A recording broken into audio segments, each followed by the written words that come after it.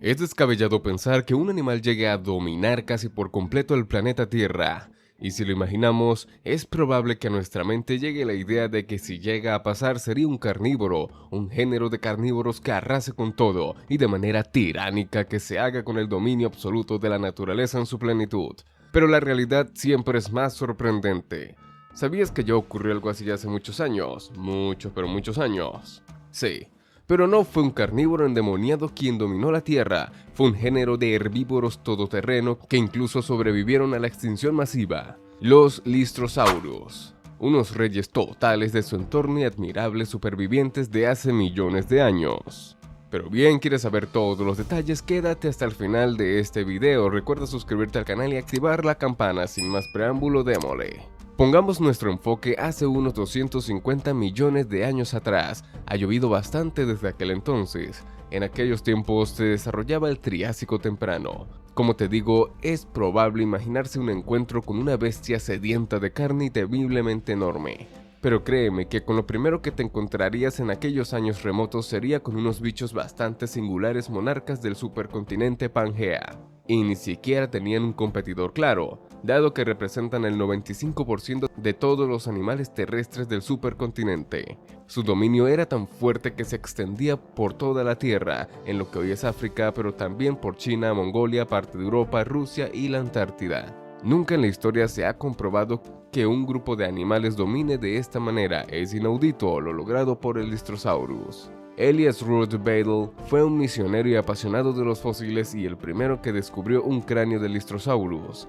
Badel contactó con el paleontólogo Othniel Charles Marsh, pero no recibió respuesta. En cambio, el rival de Marsh, Edward Drinker Cope, se interesó mucho en ver este hallazgo y describió y nombró el Lystrosaurus en el año 1870. El nombre se deriva de las palabras del griego antiguo lystron, pala, y saurus, lagarto. Uno de los hechos más curiosos sobre las investigaciones del Lystrosaurus es que ayudó a la fortificación de la teoría de tectónica de placas. El descubrimiento de fósiles del Lystrosaurus en los montes transantárticos realizados por Edwin Colbert y su equipo entre 1969 y 1970 ayudó a dar soporte a la teoría de la tectónica de placas, ya que los restos de los Lystrosaurus habían sido hallados con anterioridad en el Triásico inferior del sur de África, así como India y China, sustentando la conexión terrestre de estas áreas en esa época.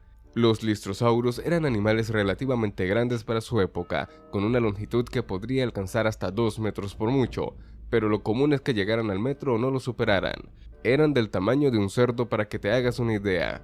Se cree que poseían una constitución robusta y patas cortas pero fuertes, lo que sugiere que era capaz de moverse con facilidad por terrenos difíciles y teniendo la capacidad de excavar. Además, su cráneo especializado indica que se adaptó a una dieta herbívora, posiblemente alimentándose de helechos, musgos y otro tipo de plantas primitivas que dominaban el paisaje en ese periodo. Su cara era recortada y no tenían dientes, solo 2 colmillos sobresalientes que eran sus caminos superiores, y su función tampoco es muy clara. Los rasgos esqueléticos indican que los Lystrosaurus se movían con una postura semi-extendida de sus extremidades. La esquina inferior posterior de la escápula estaba fuertemente osificada, hecha de un hueso extremadamente macizo. Da a entender que el movimiento de la escápula contribuía a la longitud de las zancadas de las extremidades delanteras y reducía la flexibilidad lateral del cuerpo. Las 5 vértebras del hueso sacro eran grandes, pero no estaban fusionadas entre sí y a la pelvis, lo que hacía a la espalda más rígida y reducía sus movimientos de lado a lado mientras caminaban.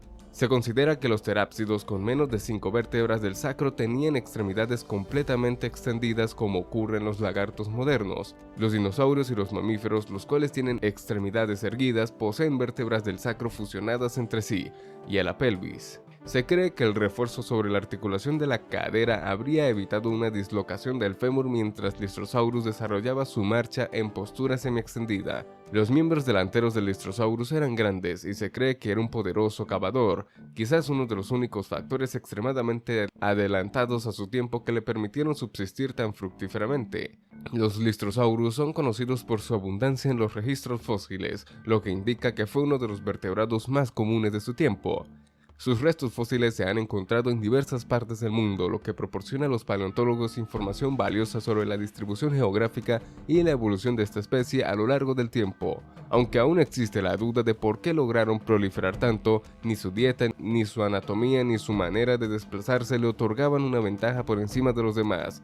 Es un misterio que el paso del tiempo ha impedido dilucidar, y es más extraño darse cuenta de que estos animales lograron sobrevivir al evento de extinción masiva al final del periodo Pérmico, que eliminó aproximadamente el 90% de las especies marinas y terrestres de la Tierra. Se cree que su capacidad para adaptarse a diferentes entornos y su dieta generalista pueden haber contribuido a su supervivencia durante ese periodo de cambio extremo en la historia de la Tierra, pero es difícil de asegurar cómo lo lograron. Lo que se sabe es que dominaron por bastante tiempo y pocos herbívoros podían competirle, e incluso eran reducidos los carnívoros que les hicieron frente.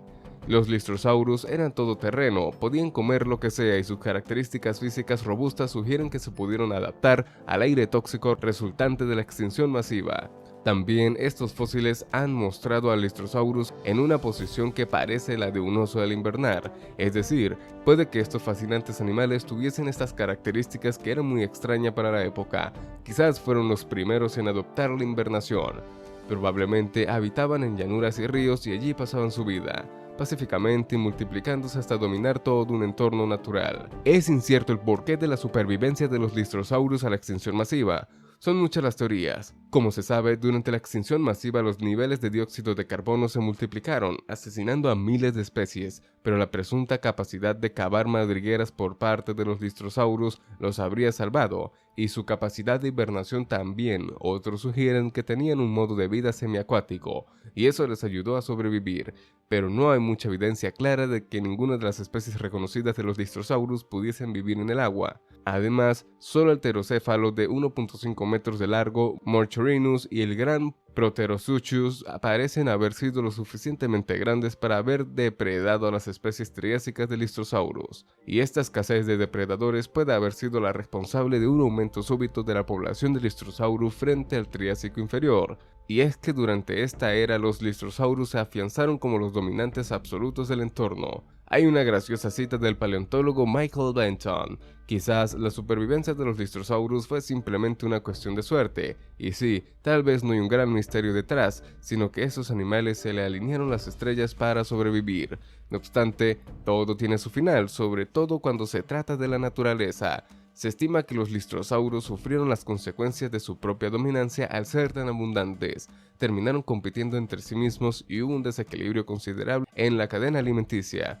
Poco a poco las especies de Lystrosaurus fueron mermando hasta que por fin se extinguieron en el Triásico y Jurásico. Ni siquiera estos singulares y suertudos animales pudieron salvarse de la extinción, pero al final, a pesar de ser pacíficos y más que hierbas, lograron dominar casi por completo toda la superficie terrestre. Es genial, ¿no crees? Con esto hemos llegado al final de este gran capítulo por hoy. Cuéntame cuáles han sido tus impresiones, ¿conocías o habías escuchado sobre este dinosaurio? Déjanos saber en la caja de comentarios junto a un buen like. Recuerda suscribirte al canal y activar la campana. Nos vemos en un próximo enfoque.